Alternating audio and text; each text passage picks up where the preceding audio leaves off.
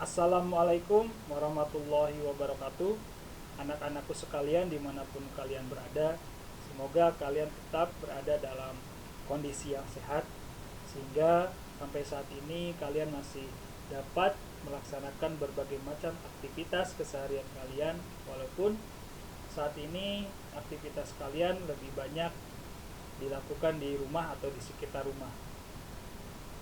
Pada kesempatan ini, melalui video ini Bapak ingin menyampaikan atau menjelaskan berkaitan dengan pelaksanaan proses pembelajaran PJOK yang dilaksanakan melalui jarak jauh ataupun melalui jaringan, ya, dalam jaringan, dimana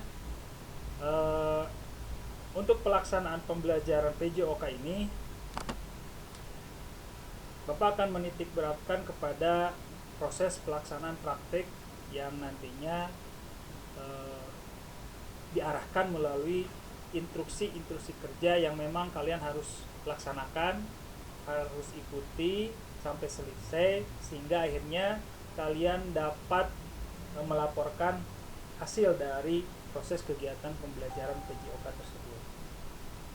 Nah, perlu kalian ketahui bahwa pembelajaran PJOK ini berprinsip pada pelaksanaan kegiatan atau aktivitas siswa yang lebih bermakna, sehingga ada relevansinya dengan kehidupan siswa sehari-hari, terutama berkaitan dengan situasi atau fenomena yang terjadi saat ini. Nah, pada situasi saat ini, tubuh kita sangat rentan terhadap serangan dari berbagai macam penyakit yang mungkin tanpa kita sadari telah masuk pada tubuh kita. Pada kondisi tertentu, manusia akan dapat dengan mudah terserang penyakit tatkala orang tersebut tidak mampu menjaga kesehatannya. Kondisi yang memungkinkan manusia dapat mudah terserang penyakit adalah jika orang tersebut tidak memiliki daya tahan tubuh yang baik, sehingga berpengaruh terhadap daya imunitasnya atau sistem kekebalan tubuhnya. Apalagi melihat situasi sekarang nih ya, yang rata-rata orang hanya diam di rumah, sehingga berdampak pada perubahan perilakunya. Jadi dia di rumah ini kan sebagai dari upaya kita untuk memutus rangkaian penyebaran virus corona ya. Nah, yang tadinya banyak bergerak, nah sekarang menjadi kurang gerak. Nah, maka dari itu diperlukan kesadaran yang lebih dari setiap individu untuk tetap mampu menjaga kesehatannya. Nah, upaya yang bisa kita lakukan salah satunya adalah dengan tetap melakukan kegiatan atau aktivitas olahraga walaupun hanya dilakukan di rumah. Nah, dalam pembelajaran PJOK ini, dalam pembelajaran PJOK kali ini, Bapak akan menekankan kepada pembelajaran praktek yang dikombinasikan dengan pembelajaran teoritisnya.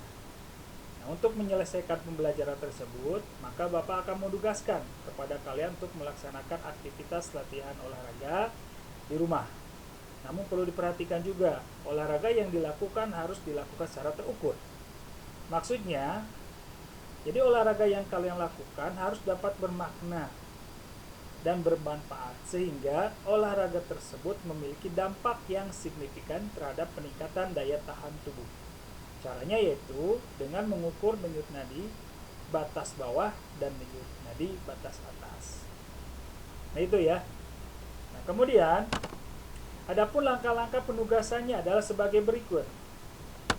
Yang pertama, kalian melakukan aktivitas olahraga berjalan atau berlari selama 8 sampai 15 menit. Nah, ini Bapak rasa mudah ya untuk dilakukan. Murah ya. Jadi tidak akan memberatkan atau menyulitkan kalian semua ya. Langkah-langkahnya bagaimana ya, atau prosedur pelaksanaannya adalah yang pertama, gunakan perlengkapan yang memadai ya, yang minimalnya kalian pertama memakai pakaian olahraga seperti baju kaos dan training atau celana pendek. Nah, kemudian menggunakan sepatu olahraga. Selanjutnya, lakukan cek denyut nadi. Caranya yaitu cari denyut nadi pada area sekitar pergelangan tangan atau area leher dengan cara disentuh dan diberi sedikit penekanan oleh dua jari, yaitu jari telunjuk dan jari tengah. di area tersebut. Kemudian tahan dalam 6 detik dan hitung berapa kali denyut nadinya, kemudian kalikan 10 dan Anda catat hasilnya ya. Selanjutnya, nah ini contoh ya, ini seperti digambar. Nah ini untuk menekan denyut nadinya ya. Selanjutnya, nah setelah selesai pengecekan denyut nadi, maka silakan Anda lakukan pemanasan statis. Nah, dengan urutan dari tubuh bagian atas ke tubuh bagian bawah. Nah, ini untuk mempersiapkan kondisi tubuh kita ya sebelum Anda melaksanakan lari atau berjalan. Jadi pilih saja lah apakah Anda mau berlari, apakah Anda mau berjalan. Silakan pilih salah satu. Kemudian, silakan lakukan aktivitas berjalan atau berlari selama 8 sampai 15 menit. Jadi silakan. Minimalnya 8 menit dan maksimalnya 15 menit. Dan perlu kalian ketahui dan menjadi catatan, selama waktu tersebut tidak diperkenankan melakukan istirahat atau berhenti sejenak. Bahkan sampai duduk terlebih dahulu santai gitu. Kemudian Anda lanjut lagi, ya tidak boleh. Jadi dalam kurun waktu misalnya 8 menit ya Anda lakukan aktivitas tersebut tanpa berhenti. Kemudian, lakukan aktivitas berjalan atau berlari di area sekitar rumah. Ya, jadi jangan jauh-jauh. Ya. Seperti misalnya berjalan atau berlari dengan mengelilingi rumah, ya, mengelilingi rumah kalian sendiri, gitu kan. Kemudian berjalan atau berlari bolak-balik di halaman rumah atau area lainnya, ya, yang sekiranya memadai dan tidak membahayakan serta tidak terlalu jauh dari rumah. Gitu, ya. Kemudian, ajaklah minimal 1 orang dari keluarga Anda untuk sama-sama melakukan aktivitas tersebut. Ya minimal silakanlah 1 orang. Ya lebih bagus ya mungkin 1 keluarga Anda bisa diajak, gitu kan. Kemudian, setelah waktu berakhir maka ya kegiatan tersebut dihentikan. Kemudian langsung lakukan cek denyut nadi seperti halnya pada waktu sebelum melakukan aktivitas latihan. Jadi selesai ya kegiatan atau aktivitas berjalan atau berlari selesai dengan diakhiri pengecekan denyut nadi. Nah, dalam hal ini berarti Anda sudah memperoleh 2 data ya. Memperoleh 2 data, yaitu data pertama adalah Anda mengetahui denyut nadi sebelum latihan. Nah, berapa tadi kan sudah dijelaskan tata caranya, kemudian catat, dan terakhir Anda kembali lagi melakukan cek denyut nadi setelah latihan. Catat lagi hasilnya. Itu awas, harus dicatat ya. Nah, karena ini akan menjadi laporan kalian setelah proses pembelajaran berakhir yang harus dikirimkan. Nah, itu ya. Nah, kemudian dilanjut kepada instruksi berikutnya, yaitu menghitung batas kemampuan fisik, terutama kemampuan jantung dalam melakukan aktivitas. Nah, langkah-langkahnya apa saja? Yang pertama, hitung denyut nadi maksimalnya atau DNM ya. Caranya, DNM sama dengan 220 dikurangi usia ya. Contoh misalnya, jika seorang yang berusia 25 tahun, maka DNM-nya adalah 220 kurangi 25 sama dengan hasilnya 195 denyut nadi per menit. Nah, itu ya. Nah, langkah berikutnya, hitung batas bawah dan batas atas denyut nadi latihan. Nah, artinya jadi denyut nadi latihan ini adalah denyut nadi ketika Anda sedang berada dalam aktivitas latihan, baik itu berjalan maupun berlari. Nah, tentu diharapkan denyut nadi latihan ini harus berada di antara batas bawah dan batas atas denyut nadi latihannya. Nah, bagaimana cara perhitungannya atau cara menentukannya?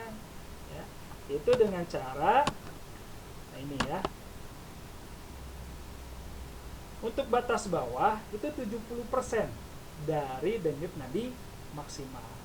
Dan untuk batas atas yaitu 85% dari denyut nadi maksimal. Nah, misalnya contoh ya. Contoh.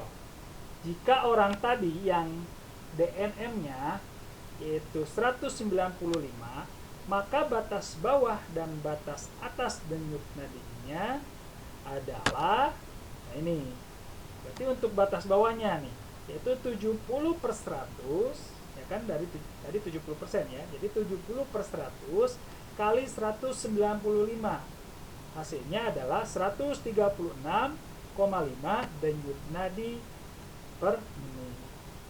Nah, sekarang kemudian kita cari batas atasnya, ya, denyut nadi batas atasnya, yaitu dengan perhitungan 85/100 kali 195. Ya, hasilnya adalah 165,8 denyut nadi per menit. Nah, artinya sudah diketahui nih batas bawah dan batas atasnya. Nah, sehingga nanti kalian pas melaksanakan latihan, denyut nadi kalian itu harus berada di kisaran, nah ini, 136,5 sampai 165,8. Nah itu ya, ini ya. Jadi ketika Anda melaksanakan latihan, nah, Anda cek gitu kan, denyut nadinya cek. Misalnya Anda melakukan latihan dalam waktu 8 menit. Nah, selama 8 menit itu Anda cek, nah, berapa denyut nadi latihan Anda. Nah, jadi ketika latihan Anda dikatakan berkualitas, ya, maka denyut nadi Anda itu berada di kisaran yang ini, ya, 136,5 sampai 165,8. Ya. Jadi harus di antara 136,5 sampai 165,8. Kalau di luar berarti latihan tersebut belum dikatakan berkualitas atau bahkan cenderung membahayakan. Gitu ya. Selanjutnya, nah ini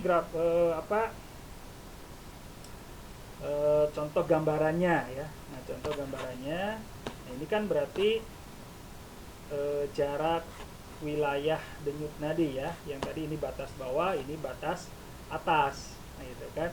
Nah, Anda kan melakukan aktivitas berlari misalnya, ya, berlari atau berjalan. Misalnya dalam waktu 8 menit, ya, 8 menit. Nah, ketika misalnya dalam waktu 8 menit itu, silakan, ya, Anda cek denyut nadinya, ya. Nah, jika misalnya denyut nadinya setelah dicek itu di bawah ini, ya, di bawah ini, misalnya 120, maka latihan itu yang 8 menit itu masih terlalu ringan, ya, masih terlalu ringan. Terus bagaimana agar mencapai ini atau mencapai di sini, gitu kan? Maka harus ada peningkatan latihan. Caranya bagaimana?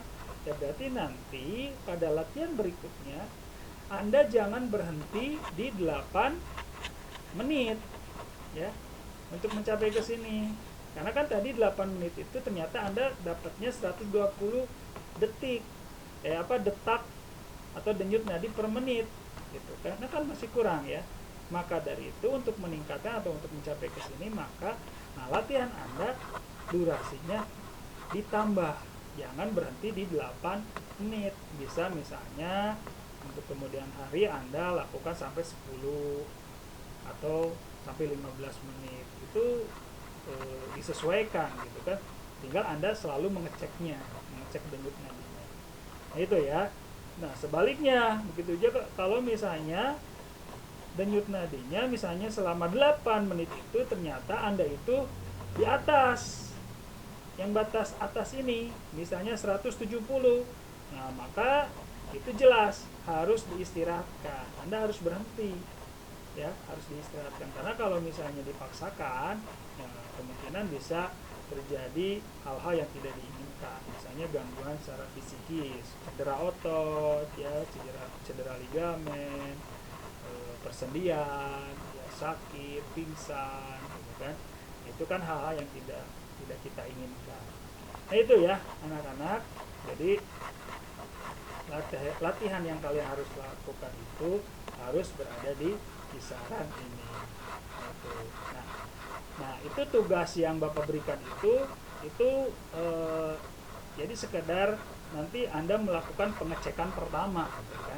Kira-kira Anda di posisi mana, apakah sudah masuk di sini ya, atau masih di sini, atau memang terlalu lebih, gitu kan. Ya silakan Anda cek kan dalam proses penugasan yang sudah tadi Bapak instruksikan melalui berlari. Silakan Anda mau larinya 8 bisa minimal 8 menit atau sampai 15 menit, silahkan, gitu kan. Nah, sehingga nanti Anda punya bekal untuk kemudian hari ya. Untuk kemudian hari Anda bisa punya gambaran atau patokan. Berarti kalau misalnya masih kurang, berarti saya harus menambah durasi waktunya. Kalau misalnya tadi terlalu lebih, maka Anda tinggal mengurangi durasi waktunya, gitu ya anak-anak. Nah, baik, kemudian lanjut ke instruksi ketiga ya, instruksi ketiga. Nah, berarti ini berkaitan dengan pelaporan ya. Jadi ada 2 jenis pelaporan yang harus Anda kirim. Yang pertama, dokumen berupa tulisan atau catatan yang menerangkan hasil dari proses pengukuran. Dimulai dari ya tadi kan sudah dilakukan pengukurannya, yaitu menghitung denyut nadi sebelum latihan ya, atau sebelum melaksanakan berjalan atau berlari tadi ya, pas awal. Kemudian diakhiri kan tadi hitung lagi denyut nadi setelah latihannya, itu berapa yang tadi sudah Anda catat. Nah, kemudian menghitung denyut nadi maksimal tadi ya, yang 220 kurangi usia, itu berapa ya, Anda juga sudah menghitungnya kan. Nah, kemudian menghitung batas bawah dan batas atas denyut nadi latihan, itu yang tadi yang baru saja dijelaskan. Jadi ada rentan denyut nadi latihan, gitu kan. Jadi ada batas bawah dan ada batas atasnya, gitu kan. Itu pun sudah Anda hitung dan tinggal dicatat saja kan hasilnya, kemudian nanti dilaporkan. Kemudian kesimpulan hasil latihan. Misalnya kesimpulannya adalah latihan yang saya lakukan melalui aktivitas berjalan atau berlari selama 15 menit merupakan latihan yang masih ringan, dikarenakan denyut nadi latihannya masih di bawah denyut nadi latihan batas bawah, yaitu misalnya 125,5 denyut nadi per menit, yang harusnya berada di kisaran 136,5 sampai 165,8 denyut nadi per menit. Maka dari itu, saya perlu meningkatkan latihannya dengan cara menambah waktu atau durasi latihannya. Dari yang awalnya 15 menit, kemudian bisa ditambah menjadi misalnya 20 menit. Nah, itu ya. Jadi tinggal disesuaikan saja. Nah, sebaliknya kalau misalnya tadi Anda terlalu tinggi misalnya ya, dengan dalam waktu 15 menit itu latihan denyut nadinya di atas batas atasnya, maka tinggal turunkan saja intensitasnya, yaitu misalnya dengan mengurangi durasi latihan ya. Kemudian dokumen berupa foto kegiatan ya. Jadi tadi dokumen berupa tulisan atau catatan. Yang kedua, kirimkan dokumen berupa foto kegiatan.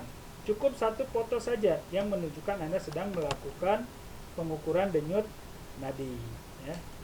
Ya. Kemudian kirim laporan tersebut ke alamat http, maaf nggak ada s-nya ya, harusnya nggak ada s-nya. Jadi http ya ada https -2 from GLE OS 15G PDKG 4.9 NKUD6. Ini kirim ke alamat ini ya. Jadi Anda masuk dulu ke alamat ini ya, nanti di sana ada form untuk pengirimannya. Nah, catatan. Nah, ini yang tentu diharapkan dari proses pembelajaran ini. Jadi kegiatan ini dilakukan bisa rutin nantinya oleh Anda. Setidaknya dapat dilakukan dalam 3 kali seminggu gitu ya, 3 kali seminggu. Jadi bukan hanya sekedar untuk pemenuhan tugas semata gitu kan. Jadi harus menjadi kebutuhan dalam kehidupan Anda, karena kan menjaga kesehatan itu penting. Nah, itu anak-anak ya, penjelasan dari Bapak mengenai proses pelaksanaan pembelajaran yang tentunya harus kalian ikuti, harus kalian selesaikan, dan buktinya nanti yaitu dengan adanya pelaporan dari hasil kegiatan yang sudah kalian lakukan. Itu saja yang perlu Bapak sampaikan. Selamat bekerja dan ingat tetap menjaga kesehatan. Kemudian apabila ada hal-hal yang kurang dipahami, silakan kalian boleh bertanya ya melalui WhatsApp, ya, bisa chatting, bisa video call, atau dengan email ya, media email atau apapun ya, silakan saja untuk menghubungi Bapak ya. Cukup sampai sekian. Assalamualaikum warahmatullahi wabarakatuh.